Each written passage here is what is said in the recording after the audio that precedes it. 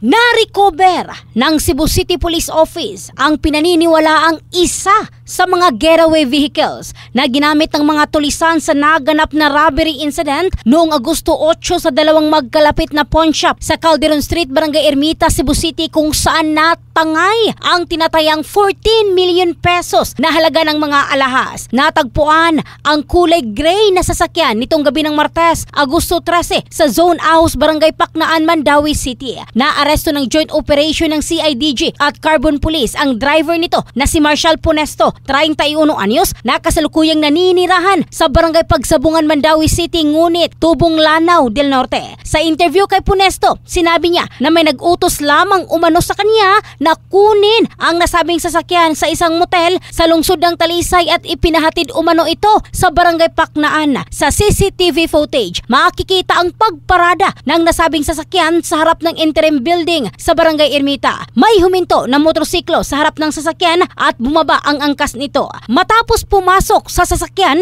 bumalik muli ito sa pag-angkas sa motorsiklo. Nahagip rin ng CCTV ang nag-U-turn na motorsiklo na pumarada sa likod ng sasakyan, maging ang iba pang dalawang lalaking naglalakad na pumasok rin sa nasabing getaway vehicle. Sa pagsulat ng balitang ito, nasa kustudiya na ng Carbon Police Station ang na-recover na sasakyan. Ayon kay Police Colonel Antonieto Cañete, OIC Director ng CCPO, na-recover sa loob ng sasakyan ang iilang damit panlalaki, armas at isang maliit na vault. Dagdag pa ni Cañete, sa pagkaaresto ng pinaniniwalaang driver, makukonsidera na itong case solve, lalo pat identified na rin umano ang ibang mga kasamahan nito. Aniya, magsasampa na sila ng kaukulang kaso at magpapatuloy ang pagtugis sa iba pang mga responsable. In the heart of changing lives, ito si Michelle Craste ng Brigada News Philippines, the Music and News Authority.